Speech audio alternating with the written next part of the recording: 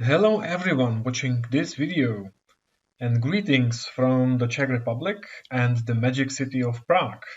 My name is Vít Šťastný and I'm a researcher at the Faculty of Education at the Charles University. And this paper that I'm going to present at the virtual CIES conference will concern the shadow education and more specifically the mainstream schools and their role in the provision. For those of you who are not really acquainted with the term shadow education, I will just briefly explain at the beginning that these are fee-based paid tutoring in academic school subjects, additional to regular school instruction. So kind of private courses or private lessons. The metaphor that has been used since 1990s suggests that private tutoring is kind of shadowing or supplementing or reflecting the mainstream education system, and it can be provided by different kinds of providers. Most often it can be individuals, different kinds of individuals, or companies. The scholarly literature has well described for example, the tutorial centers or the private lessons that are provided by school teachers. But what the scholarly literature did not reflect so far very much was the situation: what if mainstream schools provide shadow education? And this is exactly the case in the Czech Republic.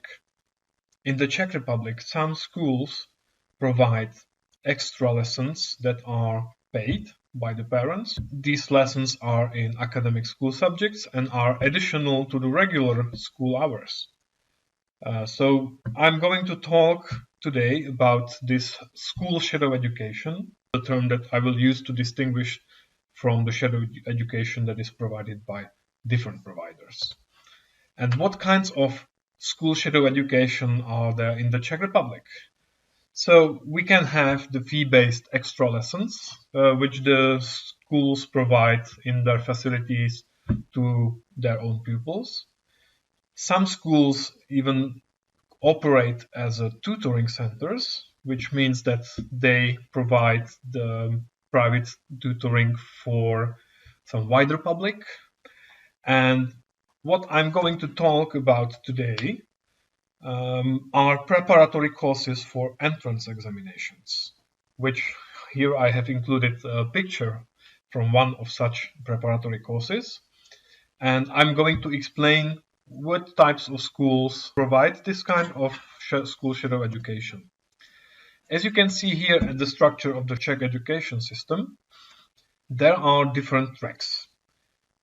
At the primary level, all pupils usually go to the same basic school, and after that, in the 5th or 7th grade, they may opt out for the academic track. This is very similar. If you are from Germany or Austria, then you will know what I'm talking about.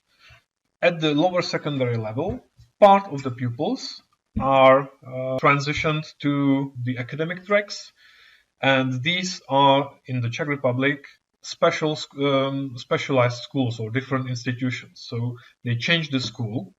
And what I'm going to talk about is the school shadow education, that is the preparatory courses that are provided by the multi-year gymnasia, that is, by the academic track schools. And you can see that here are the entrance examinations. So what does the entrance examination look like? These are centralized. This means the state prepares them and every pupil takes the same exam. And the subjects of this exam are Czech language and mathematics. On average, the rate of success is about 36%. However, it varies. In one gymnasium, it can be 10%, in another one, 50%, depending on where the multi-year gymnasium is located. As you can see from the research that has been done by my colleagues, Strakova and Greger, about 1/3 of 5th grade pupils who applied to the multi-year gymnasia reported to take preparatory courses offered by the multi-year gymnasium. So every third pupil. What are the research questions for this paper? I would like to enlighten you a bit more on why do multi-year gymnasia principals organize and provide these courses, and what kind of challenges and dilemmas or benefits they associate with the provision of these courses. This paper is a part of a larger research project that aims to examine the links between the shadow education and the mainstream education. And we used convergent parallel design. So quantitative and qualitative data were collected. For this paper, I'm going to base the results on the qualitative data. We used two-stage probability sampling. First, we sampled schools, and in the schools, teachers, pupils, and principals were asked or surveyed. Our final sample consisted of 43 schools, of which 11 were multi-year gymnasia and 32 were basic schools. And in sum, about 40 group interview transcripts were analyzed according to the guidelines of the thematic analysis. So we went to the schools that we sampled personally, and we interviewed the principals or some other members of the school management teams. First of all, I think we should start with some basic characteristics of the courses. So in our sample, 7 multi-year gymnasia of 11 provided preparatory courses in mathematics and Czech language. If you look at the price, it's about 2 to 7.5 euro per lesson. What is more interesting was the mode of provision. So most often the preparatory courses were offered directly by the school as a legal entity. So it was a part of the school's budget, and the school principal included it in the school budget. But there were also different modes of provision. In one multi-year gymnasium, a school teacher established an ad hoc company and ran it on his own name and employed other school teachers. And this company was then contracted by the school to provide the preparatory course. And the third mode is very similar, but it comprises the external company. So it was not the school teacher from the school, but some external companies were contracted. So what was the main reason to provide preparatory courses? Preparatory courses were conceptualized as a marketing strategy. It's a marketing tool. Schools use it as a marketing tool to increase the awareness of the school among parents of the 5th graders and 7th graders. As you can see from the quotes that are here, principals said, you get them into the school, get them into the institution, into the building. So it was the way how to attract the pupils and to present them the multi-year gymnasium even before they enter it. It was in the context of school competition and school per capita funding that actually it means in the Czech Republic more pupils mean more money. So that's why the schools try to attract more and more pupils. Compared to tutoring companies, the schools have lower costs to run the preparatory courses. So it means they can also have these lower prices. And arguably, these lower prices are attractive for the parents, besides other factors that should be further elaborated.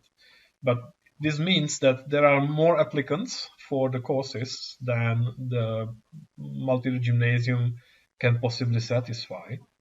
So how do they cope with this kind of unmet parental demand? What are the possible solutions and at the same time the challenges?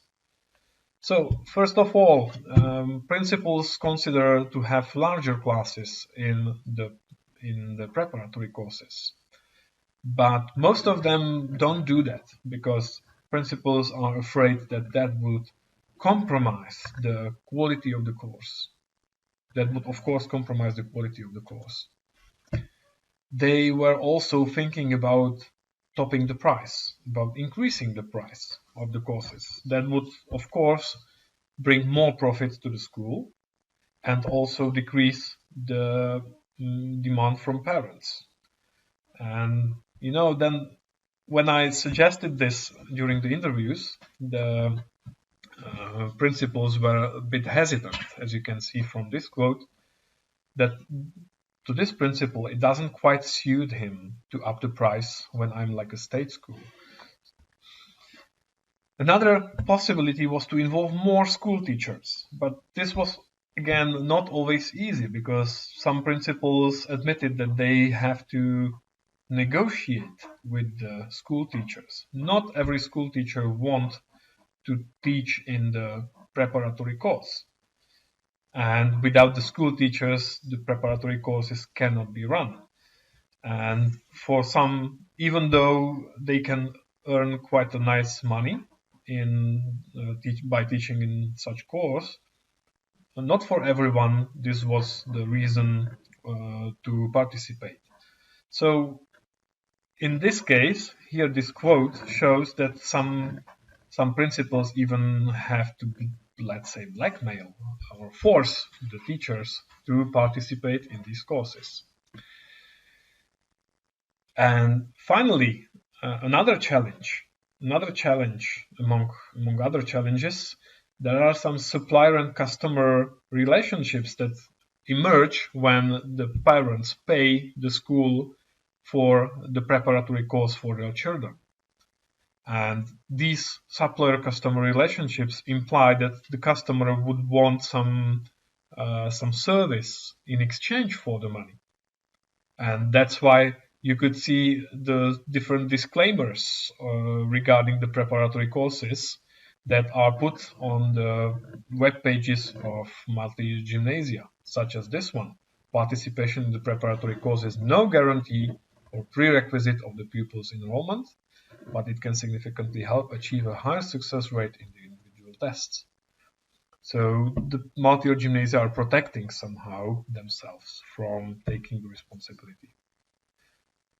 I would like to discuss the implications of the findings. We could see, I think this is a great example of how under the neoliberal context, the school autonomy and the school competition makes the schools act almost like businesses. And the preparatory courses are one of the things that are demonstration of this principle. But on the other hand, it might compromise the equity in education, although the courses are not so expensive. The second issue, which I see as a very important, are the conflicting roles of schools in compulsory education.